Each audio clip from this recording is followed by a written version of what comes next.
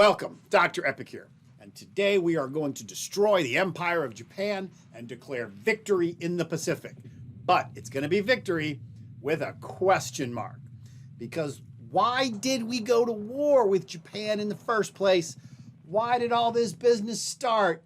And did we really win World War II in the Pacific? We're going to follow that outline right up above my head, so put that in your notes to serve as a framework for the information that's about to follow, because you should have almost a complete answer to that question on the lower left. Evaluate FDR's Germany First policy. What was its goal? What did it cost? What did it lead to? Were Marshall and King right, or even half right? In light of how the Second World War developed, was Germany First a wise decision, especially given the alternatives? How did it shape the post-war world? All right, we're going to go back to the Pacific, 1943. Even though Admiral Yamamoto is dead, there he is, Imperial Japan still followed his plan, which was to build and hold these dozens of fortress islands, which, backed by the Imperial Japanese Navy, would be able to make any American advance across the Pacific very, very costly. Taking all these islands would wear the Americans down, while the U.S. Navy would be drawn deep into the Pacific, where the Japanese thought they could destroy the American Navy in a single decisive battle. So they started fortifying all of these islands all across the Pacific. And this is what some of those fortresses looked like. You had these huge mountains, and at the tops of the mountains, you would have these heavy bunkers with retractable artillery that they could like open a door and roll the artillery out and fire 3 or 4 times and then shut the door. Down on the lower slopes of the mountain, you would have pillboxes with machine guns, and everything would be connected through these underground tunnels and these underground cave systems, so they could move a gun from one bunker to another bunker. So each time the Americans would hit it with shell fire, they thought they'd knocked out the artillery, but they didn't. And furthermore, around the bottom of the mountain, you would have trenches and deep tunnels and murder pits and machine gun nests. And you even had, if you'll notice, these tunnels which went deep, deep underground, and you could pop up behind the Americans and therefore attack them from behind. These fortresses were serious, serious emplacements, and taking them out would require a lot of time, a lot of effort, and many, many lives. But the Americans aren't resting on their laurels either. The Americans spent most of 1943 preparing for their advance across the Pacific, preparing for this attack. They were building planes, they were building ships, they were reorganizing their old commands. Now, the old ABDA command was replaced by a new Allied Supreme Command, led by the general who had escaped from Bataan, General Douglas MacArthur. And the Americans are rebuilding their Navy. And it took the Americans just under 2 years to rebuild the fleet destroyed at Pearl Harbor. But this new fleet was 2 or 3 times better than the old fleet they had that sank at Pearl Harbor. The new fleet was larger, it was more powerful, it was more capable, it was faster. It included these radical new designs and all these new inventions. It included huge new aircraft carriers, these things called fast battleships, that's one of them right up above my head, agile new fighters, and deadly new bombers. The new American fleet was 2 or 3 times better than the old American fleet destroyed at Pearl Harbor. And this is where Japan really struggled, because Japan really struggled to rebuild after the destruction of its elite fleet, the Kido Butai at Midway. The replacements, these new ships, were of lesser quality than those destroyed at Midway. The new generation of fighters, that's one of them right there, these new Japanese planes were actually pretty good, but they were years behind schedule, and Japan just couldn't make enough of them to make any difference in the long term. And even worse, Japan figured out they couldn't replace the well-trained pilots and engineers and flight crews that went down with those ships at the Battle of Midway. It took Imperial Japan almost a decade to train the Kido Butai, and they just didn't have the time, didn't have the resources to train up those elite pilots and the elite ground crews to build another Kido Butai. So every year that passes, the American fleet gets bigger and bigger and better and better. But the Japanese fleet moves in the other direction. Every year, the new Japanese fleet is getting worse and worse, and the Japanese know this. The American offensive begins in late 1943, assaulting the first of these Japanese fortress islands on the island of Tarawa. There it is. Now, with the bulk of the U.S. Army in Europe fighting the Germans, the majority of the fighting in the Pacific will be done by the United States Marine Corps. And there they are, coming ashore on the beaches of Tarawa. Now, the Marines know it's going to be bad on this island. They expect it to be bad. But even expecting it to be bad, the Marines were deeply, deeply shocked by the savagery of the fighting across the island. The Japanese defenses were strong, the Japanese were skilled, and the Japanese soldiers fought with suicidal bravery. On the fortress island of Tarawa, the Japanese had 2,600 soldiers dug in. After the Battle of Tarawa, only 17 of those Japanese soldiers were alive. The Japanese fought almost to the last man. And this is the start of the island hopping campaign. The Americans realized we don't need to attack every single one of these fortified islands across the Pacific. We'll just attack a line of these islands and move across, hopping from one island to the next. The Americans are simply going to go from island to island to island, capturing the important ones on their way to retake the Philippines. And if a fortress island is really impressive and really well defended, they'll just go around it. After all, the ocean is really big. Now, each of these fortress islands that they have to take proves very, very hard to take. And the Japanese fanatically defend these islands. And the reason that the Japanese defend these islands so fanatically is that they know every day they hold out is one more day that they're buying the Japanese Empire to fix their fleet, for their soldiers to dig in even deeper on other islands, and they're buying one more day to keep the Americans away from the Japanese home islands. And even when all hope was lost, the Japanese would never surrender. And often they would engage in these hopeless, fruitless suicide attacks where they would draw swords and fix bayonets on their rifles and just charge the Americans in an attempt to just kill a last few Americans before they are all wiped out. This is the very infamous Banzai charges. The Japanese soldiers do not expect to survive Banzai charges, and almost no Japanese did survive the Banzai charges. Things are bad on these islands. Each of these islands is a very, very hard fight. The Marines ask for special flamethrower tanks. You know things are bad when the Marines ask for flamethrower tanks, because they got them, and that's one of the flamethrower tanks up there on the left. Each of these fortress islands fought nearly to the death. The Marines had to blast out the Japanese bunker by bunker, pillbox by pillbox, trench by trench, tunnel by tunnel. And here is how fanatically the Japanese defended these islands. On the island of Saipan, 32,000 Japanese soldiers dug in. And at the end of that battle, only 3,000 of them were alive, a survival rate of less than 10%. On Guam, the Japanese dug in with 22,000 soldiers. When the Americans retook Guam, only 1,200 survived, less than a 5% survival rate. At Peleliu, the Japanese dug in with 14,000 soldiers. Only 400 soldiers of Japan were alive when that battle ended. These were ferociously defended islands. And these were not even the most ferociously defended island there was. It wasn't even the worst battle in the Pacific. So that honor goes to the island fortress of Iwo Jima. The Battle of Iwo Jima was ugly. The Battle of Iwo Jima is as ugly as it gets. Between February and March 1945, the Americans had to blast the Japanese out of every single hole and ridge and trench and bunker and pillbox that was on that island. And the heart of the Japanese defense, you can see it in that photograph right up above me, at the heart of the Japanese defense was this huge mountain called Mount Suribachi. And finally, when the Marines stormed Mount Suribachi, capturing the top of the mountain, they raised the flag to tell everybody on the island that the Americans have taken the heart of the Japanese defense. And that is this very famous photograph on the left, raising the flag on Mount Suribachi. And I think like a few hours after they took that photograph, I'm pretty sure like half of those guys were dead.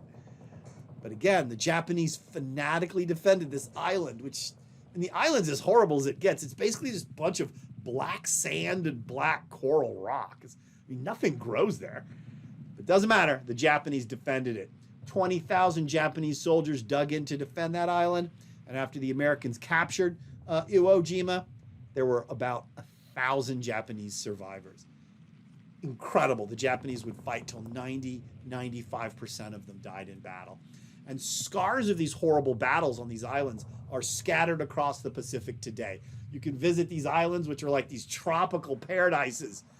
But if you look hard and you know where to look, you find Japanese pillboxes, hidden bunkers left over, smashed and burned airplanes. And if you go off the coast and you know where to look, sunken ships, drowned tanks. World War II left its scars scattered across all of these Pacific islands. But the Americans inexorably move forward. Every now and again, the Japanese fleet will come out, and the Americans and the Japanese will have this little tit for tat with aircraft and submarines. But for the most part, the Japanese know that the American fleet is 3 or 4 times better than it was before Pearl Harbor, and the Japanese fleet is only like half as good as it was before Midway. And that the Americans are closing in on the Philippines. By October of 1944, the island hopping campaign culminated in the Philippines campaign. Now here's the rationale behind the American attack on the Philippines. The idea is that the Americans don't actually need to reconquer Indonesia. After all, the Japanese had sent thousands of soldiers to Indonesia, and they had dug in like ticks. So the Americans did not want to actually attack Indonesia, but they don't need to. They just need to cut Indonesia off from Japan, and they could do that by capturing the Philippines. So they're going to cut Japan off from its southern resource area. Now, Imperial Japan cannot afford to lose access to those resources. Without oil from Indonesia, the Japanese war machine will grind to a halt. To Japan, the loss of the Philippines means that the war itself was lost. That meant that the Japanese fleet had to come out and fight the Americans at the Philippines. When the two fleets converged on the Philippines, this would be the decisive battle of the Pacific War. And the result is the Battle of Leyte Gulf, the largest naval battle in history, the final showdown between the navies of the United States and Imperial Japan. Now, the Battle of Leyte Gulf was so huge that it's actually like 6 smaller battles just kind of folded into one. There is the Battle of Cape Engano, the Battle of Tanaga, the Battle of the Sibuyan Sea, the action off Samar, the Battle of Bohol. But probably, to me, the most interesting and the most dramatic was right there, the Battle of the Surigao Straits. And this is what happens in the Battle of the Surigao Straits. The main American fleet is there, and the Japanese think that they can sneak in a force of cruisers and battleships around the southern edge of the Philippines. And the Japanese are thinking the Americans aren't going to expect an attack from the south. Therefore, the South is going to have their older and slower ships. They're less capable ships. Therefore, the Japanese fleet can break through in the South and fight its way on to destroy the marine transports that are like filled with all these Marines and soldiers. And to some extent, the Japanese were absolutely correct. The Americans did not expect an attack in the South. The Americans did not expect an attack in the Surigao Strait. So they had actually placed their oldest and slowest and least capable ships in the Surigao Straits. But what the Japanese weren't expecting is what those ships were. So in the middle of the night, the Japanese fleet is steaming up the Surigao Straits when suddenly the entire horizon lights up. That's not dawn. It is the guns of the American ships opening fire. Because the ships that were defending the Surigao Straits were the oldest ships the American had. They were the slowest ships the Americans had. And in fact, The ships defending the Surigao Strait were the old battleships from Pearl Harbor, the ships that had been smashed and broken and sank. The Americans had spent years slowly pulling these ships out of the muck of Hawaii, cleaning them off, repairing them, putting new guns, new quarters, new crews on these ships. Ships that the Japanese thought had been destroyed years and years ago suddenly opened up on them at Surigao Strait. And in the last battleship versus battleship fight, the Americans utterly and completely destroy the Japanese fleet. The Battle of the Surigao Strait is the final revenge of the old Pearl Harbor battle wagons. And indeed, across the Battle of the Leyte Gulf, the Japanese fleet is annihilated in every single one of these 6 battles. The Americans destroyed almost every Japanese ship that was present. The handful of Japanese ships that survive have to flee back to Japan, where, out of fuel, none of them pose any significant threat to the rest of the war. The Japanese fleet has been utterly and completely destroyed. But towards the end of the day, towards the end of the Battle of the Leyte Gulf, the Japanese release a new terrible weapon against the Americans. Planes appear out of the sky, and these planes don't attempt to drop bombs. They don't attempt to drop torpedoes. They don't attempt to shoot up American planes. They just straight up try to crash themselves into the American fleet. Because at the Battle of Leyte Gulf, we see the first large-scale use of the kamikazes. And there is the kamikaze, and there's an American ship burning from a kamikaze attack. The kamikazes were suicide pilots. There's one right up above me. They would declare their love of Japan. They would declare the honor of the emperor, that they were fulfilling their duty and obligation to the emperor. They would toast him with some methamphetamine-laced sake, rice wine. They would climb in their explosive-laden airplane, cheered on by local schoolgirls, and take off from Japan for their one-way trip to attempt to attack the American fleet and to kill as many Americans as they could as they died. Once the Japanese fleet is cleared, the Americans land on the Philippines and begin heavily fighting across the islands, reducing the Japanese army there. Now, heavy fighting is going to rage all across the Philippine Islands until about March of 1945. But American and Filipino soldiers had liberated most of the Philippines by the end of 1944. MacArthur walked ashore from a landing craft with his soldiers. There he is on the upper left. And he made sure right next to him was the Filipino president, Sergio Osmeña, because MacArthur wanted to show that the Americans and the Filipinos were allies and equals. And then when MacArthur comes ashore, he broadcasts his famous line, "I have returned." And if there's any doubt to MacArthur's military genius, you can study the brilliant military campaigns as he liberated his way across the Philippines, as American soldiers fought from island to island to island. It is absolutely amazing. MacArthur and his second in command, this guy called Kruger, just absolutely just smashed the Japanese army. The Japanese army has no chance against them. But with the loss of the Philippines, the Empire of Japan has now been completely cut in half. Deprived of the oil fields from the southern resource area, Japan has now officially lost the war.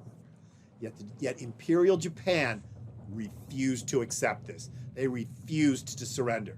And they began to plan for how to scrape together some kind of victory. And they said, okay, this is what we're going to do.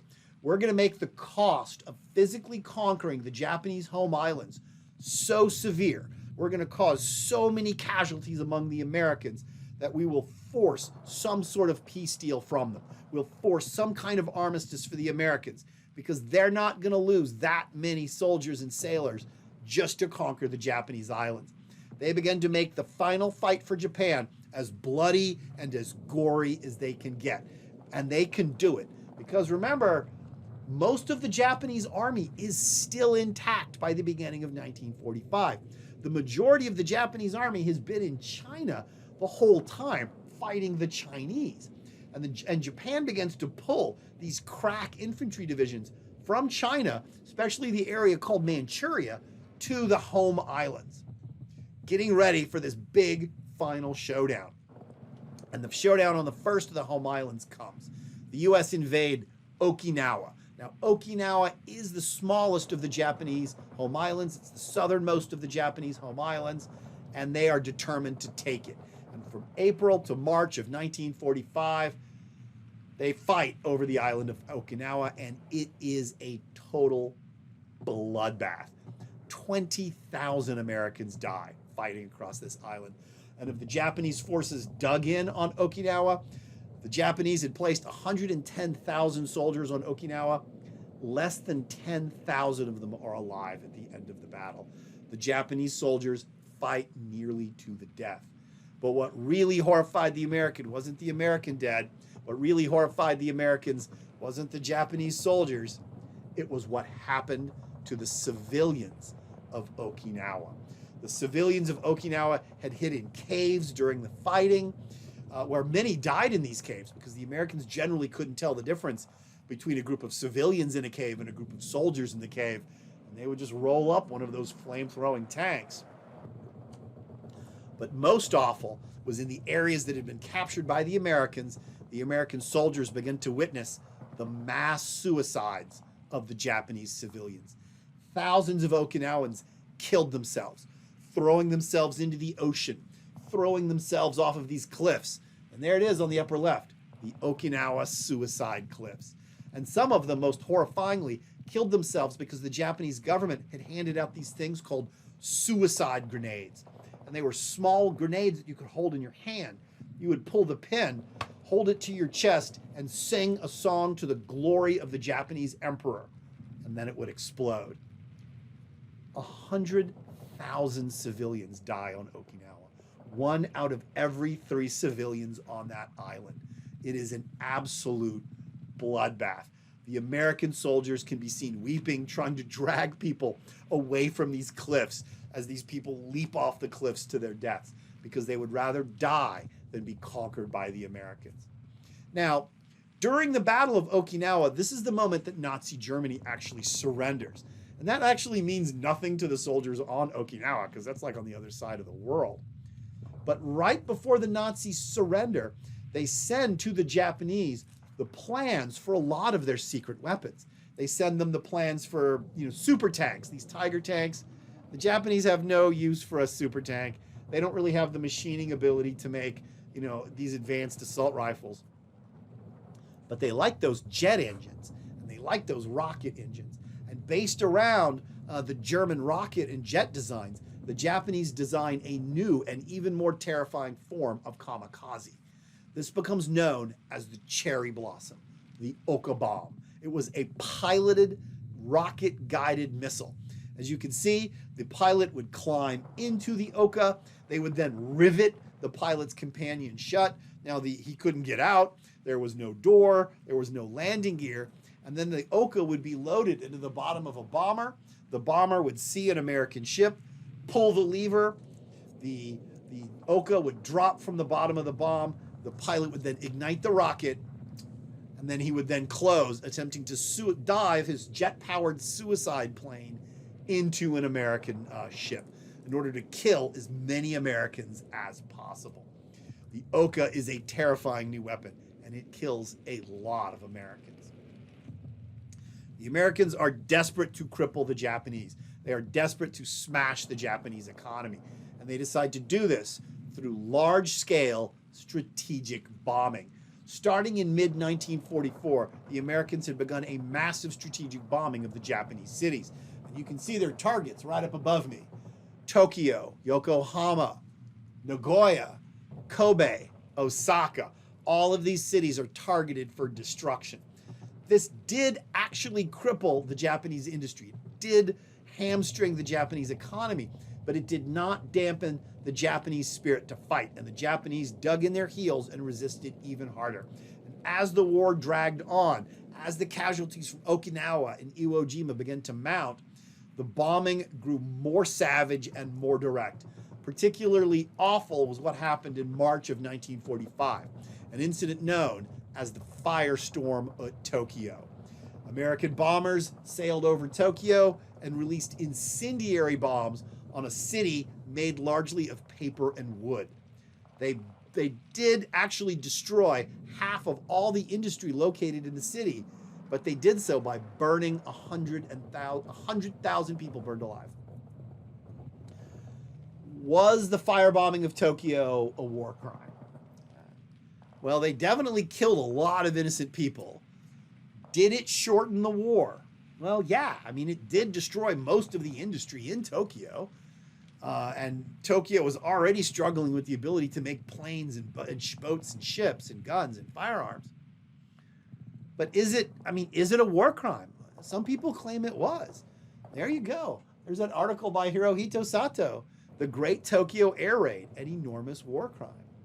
But ultimately it comes down to ethics. It comes down to what is morally correct. Is it morally correct to intentionally kill an innocent life in order to save a large number of people? I can't answer that question for you. Ultimately, it's a moral question. But if your answer is yes, then the Tokyo firebombing was not a war crime. If your answer is no, then it absolutely was. But strategic bombing doesn't look like it can do it on its own. The Americans prepare to invade the Japanese home islands themselves. The Americans used the information they'd gotten from the Battle of Okinawa to plan for the invasion of Japan itself. It was an invasion that they were going to call Operation Downfall. The invasion was to include the U.S. Marines. It was to include the U.S. Army that was down in the Philippines. They were even going to bring in most of the U.S. Army that had just defeated Germany. Operation Downfall was going to include a landing of almost 2 million men. It was going to be 20 times the size of D-Day. And D-Day was in Europe, but the invasion of Japan would be X-Day. And X-Day was even given us a date. X-Day was scheduled for November 1st, 1945. And the numbers were horrifying. The Americans knew they were going to attack the islands. The Japanese knew the Americans were going to attack the islands. And Japan prepared for this invasion. They began to pull tens of hundreds of thousands of men out of China. These crack elite infantry divisions, which had been fighting in China for a decade or more at this point. Japan had 4 million men under arms in China. And these guys began to arrive by the hundreds of thousands in Japan itself. And they began to prepare even more savage suicide weapons, including suicide speedboats. They would have these little speedboats which would be packed with explosives. You would have a 2 or 3 man crew of suicide pilots. And as soon as the American landing craft appeared, the suicide speedboats would rush out from harbor, get in among the landing craft or get close to a destroyer and blow themselves up. They had suicide scuba men. Those guys on the upper left were designed to be strapped into these kind of primitive scuba suits and sit at the bottom of the beach. And when they saw the landing craft pass overhead, they were going to stab upwards with these like pole-mounted torpedoes so that the ship would explode, killing all of the soldiers and Marines that were on the landing craft. Now, the explosion would like kill that dude too, but that's okay. He was giving his life for the emperor. And in case they didn't have enough soldiers, they began to train everybody to learn. They began to train everyone to use military equipment. And there you have a photograph on the lower left, a bunch of 11, 12-year-old girls being taught how to handle a light machine gun. And sometimes they didn't have enough machine guns for them all, so they began to prepare teenage girls with spears. And that's who they were going to go send to fight the U.S. Marine Corps. 13-year-old girls with spears. And they actually thought that this would demoralize the Americans. They thought the Americans could not emotionally handle machine gunning 13-year-old girls. They were probably right on that subject. The numbers came back, and the numbers were bad. The United States said it expected more than 1 million combat deaths, more than triple what they lost in Europe against the Germans. Among the Japanese, the Americans estimated, based on their experience at Okinawa, that there would be more than 10 million Japanese civilian deaths at a minimum. The maximum estimates placed the number at around 20 million Japanese civilian deaths. Japan, for all intents and purposes, would likely cease to exist as a coherent nation if Operation Downfall was to take place. Most of Japan was not going to survive the military campaign. President Truman was utterly and completely horrified. Now, that's what the Japanese wanted. They wanted so much death and destruction that the Americans would declare an armistice or a ceasefire, and they weren't going to be forced to surrender. President Truman said, we need an alternative to Operation Downfall. I can't have 1 million American combat deaths. I can't ask my Marines to machine gun 13-year-old girls. President Truman demanded an alternative to Operation Downfall. And then he was told about one. They said, Mr. President, there has been a secret project that we've been working on for years, and it is called the Manhattan Project. Now, in a secret laboratory in the New Mexican desert, the greatest scientists in the United States, the greatest scientists from Great Britain, led by that guy on the upper left, a man named Robert Oppenheimer. They were working on a means to weaponize atomic fission. Now, FDR had started the Manhattan Project back in 1942, and it was so secret. It was so secret that he said he didn't even want them to tell the vice president about it. When Harry Truman became president, the idea of the Manhattan Project was a complete surprise to him. And the thing is, by the time Truman is president, it's worked. They have produced 3 atomic devices. By 1945, the Manhattan Project had 3 atomic devices. They called them Gadget, Fat Man, and Little Boy. And they were going to test one of them in the New Mexican desert. They went out to a place called Trinity. They erected a pole and placed Gadget at the top of the pole. And then they pulled back to a series of bunkers and trenches and detonated the atomic device. It worked. This was July 16th, 1945, in something that has become known as the Trinity test.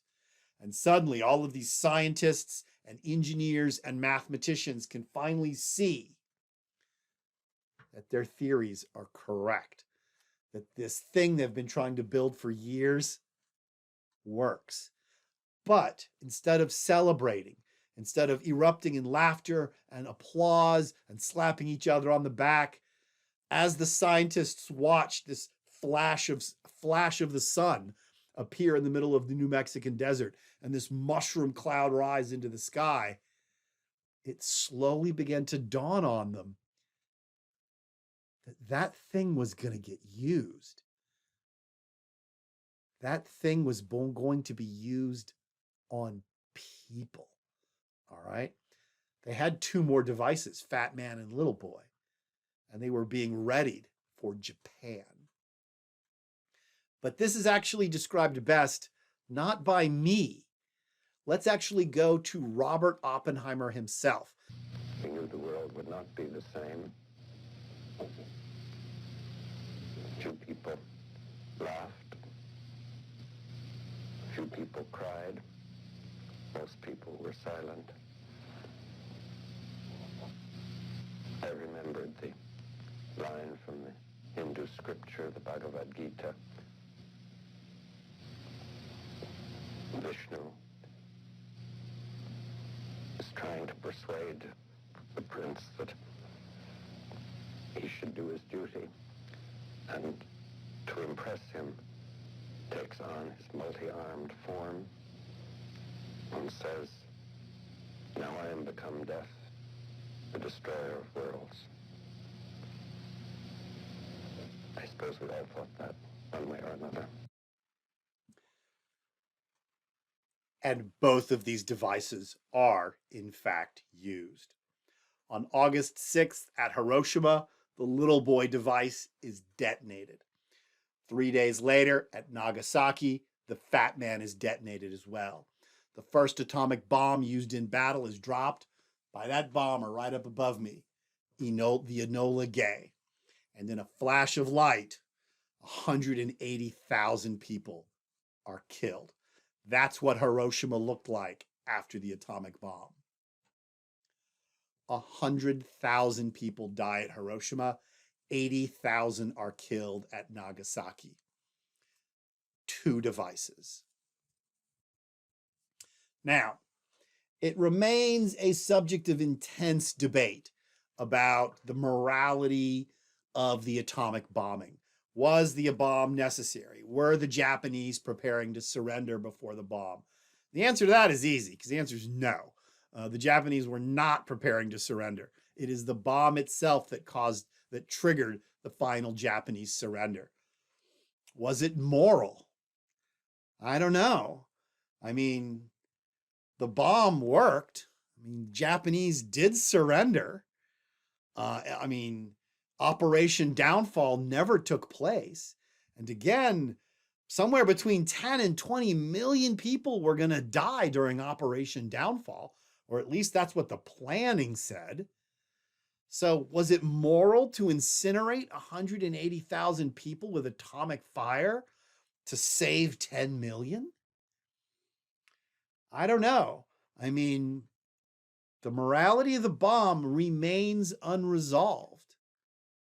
And my opinion might not be your opinion. But one of the things that it did do is that it worked.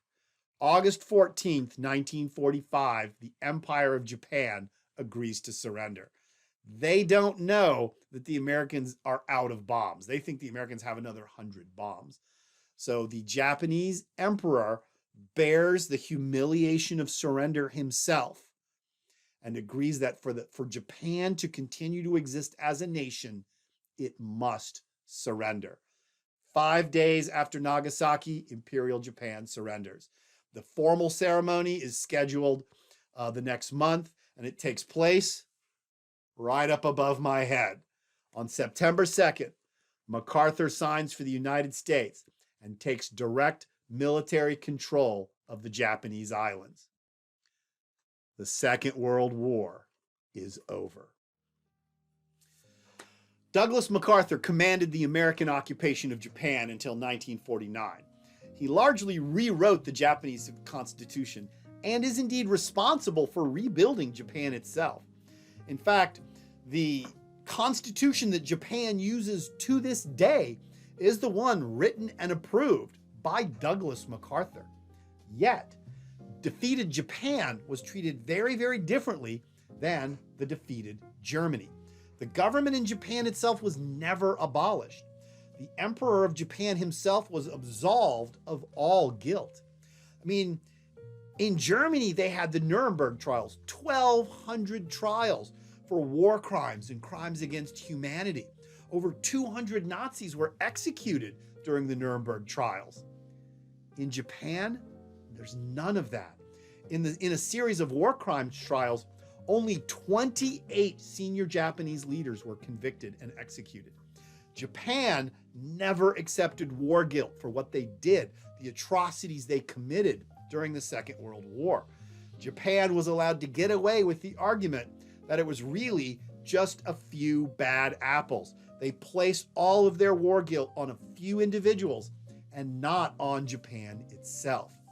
The Americans did this because they needed Japan. The Americans needed Japan as an ally in the burgeoning Cold War. Stalin has already betrayed his promises in Europe. The United States did not want a North and South Japan the same way it now had in 1946 an East and a West Germany. So Japan never had to address its war crimes in the way that Germany did. Even today, Japan doesn't really consider what it did in World War II to be that bad. You know, if you accuse Japan of these war crimes, Japan says, oh, that was just a few really bad generals, a few really bad admirals. That wasn't the Japanese people. We really didn't do anything wrong. Then you point out, Imperial Japan killed 10 million Chinese civilians. The Japanese shrug it off. That was just war. That was different. That was just a few really evil individuals. Japan itself didn't do anything like that. This enraged the Chinese. Indeed, it enrages the Chinese today. Modern day China views the light treatment of post-war Japan as an insult to the Chinese, to China even today. China says that the Americans let the Japanese get away with murder. Did they? There is something to the Japanese claim. Now, Soviet Russia invades the last Japanese-held areas of China in the very last weeks of the war. In fact, they're actually invited to do this by the Americans because the Americans don't know if the bombs are going to work or not. So they want the Russians to come into Manchuria to tie down the last bits of that 4 million Japanese army there. Yet, after the Japanese surrender, the Russians continue to occupy this huge area of China. It's called Manchuria. And when the Russians finally pull out, they hand this whole area over not to the legitimate Chinese government, but they hand this huge area over to the Chinese communist rebels. And when the Russians pull out, they leave behind tanks and artillery and aircraft and guns and trucks and ammunition. They basically hand over a vast amount of weapons, tanks, and supplies to these communist Chinese. And the result is a brutal and nasty Chinese civil war. The Chinese Civil War will last 3 more years. The Soviet-backed communists, led by that guy right up above me, Mao Zedong, there he is, next to Joseph Stalin himself. These communist rebels, backed by Manchuria, backed by the Soviet Union, rapidly overwhelm the legitimate Chinese government, the pro-American nationalist Chinese. The nationalists are wholly defeated and they flee to the south.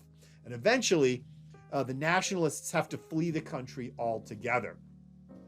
The defeated nationalist Chinese flee to the coast, load themselves on ships, and eventually withdraw to the island of Taiwan, a Chinese-held island that had been part of the old Japanese Empire. And there, the Chinese government establishes their own democratic China. So China breaks in half. There's actually 2 Chinas. You have the communist China, which is on the mainland, but then you have the older version of China, nationalist China, which is on the island of Taiwan, and is, if we'll be honest, the older and more legitimate government of China. And mainland communist China never accepts the independence of Taiwan, and it has threatened to invade this island on many, many, many different occasions. Like, it threatens to invade the island of Taiwan like every 2 or 3 weeks. And it's done this ever since 1948. Indeed, the neglect of China, which allowed the victory of the communist Chinese, is a direct result of FDR's Germany First policy.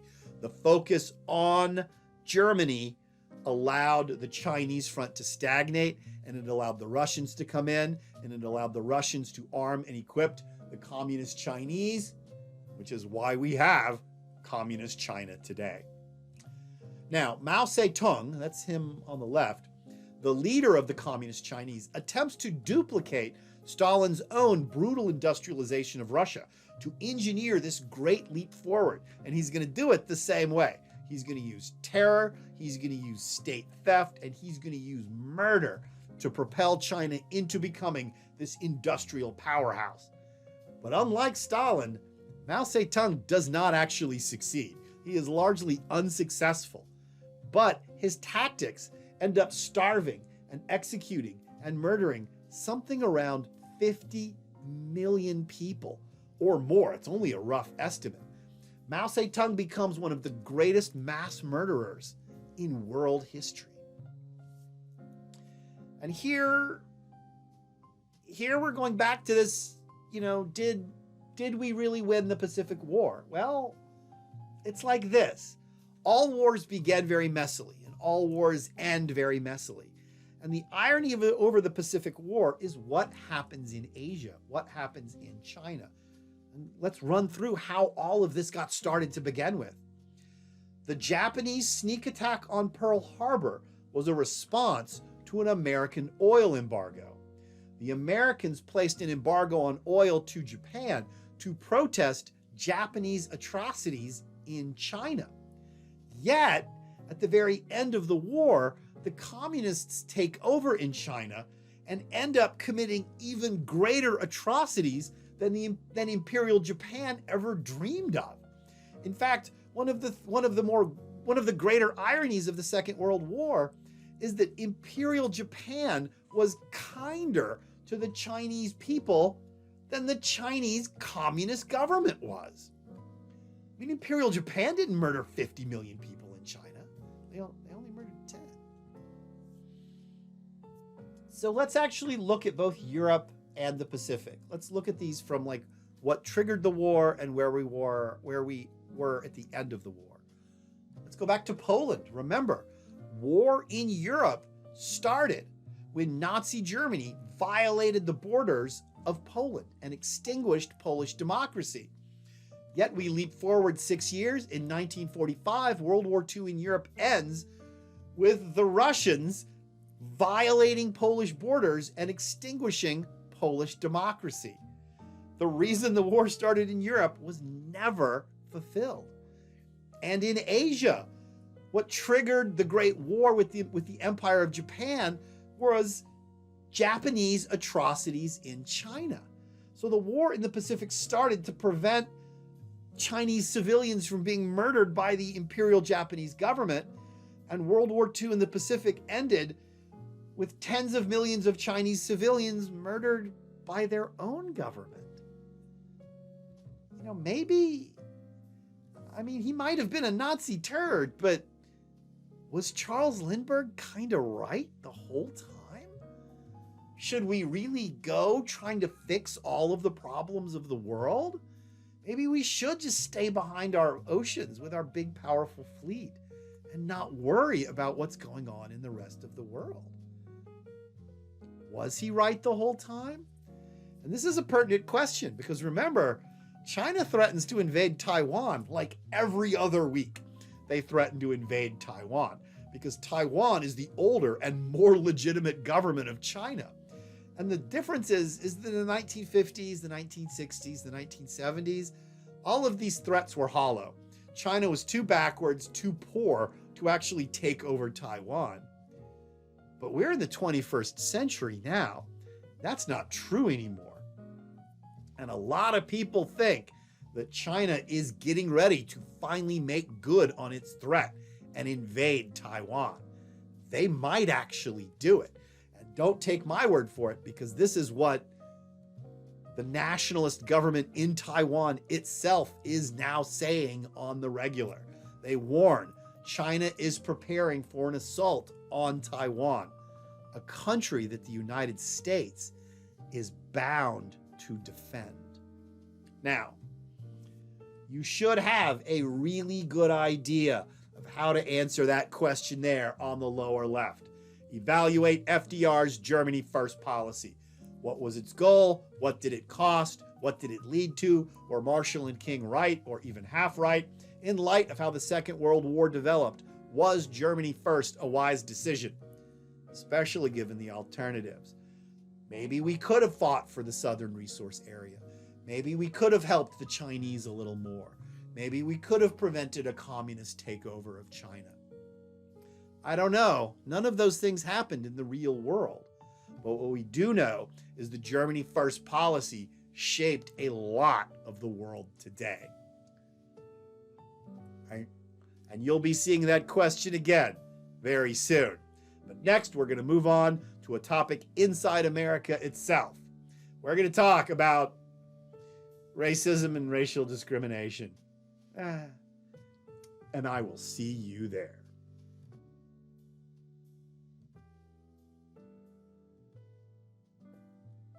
It's not a real cigar. It's a chocolate cigar. It's good too.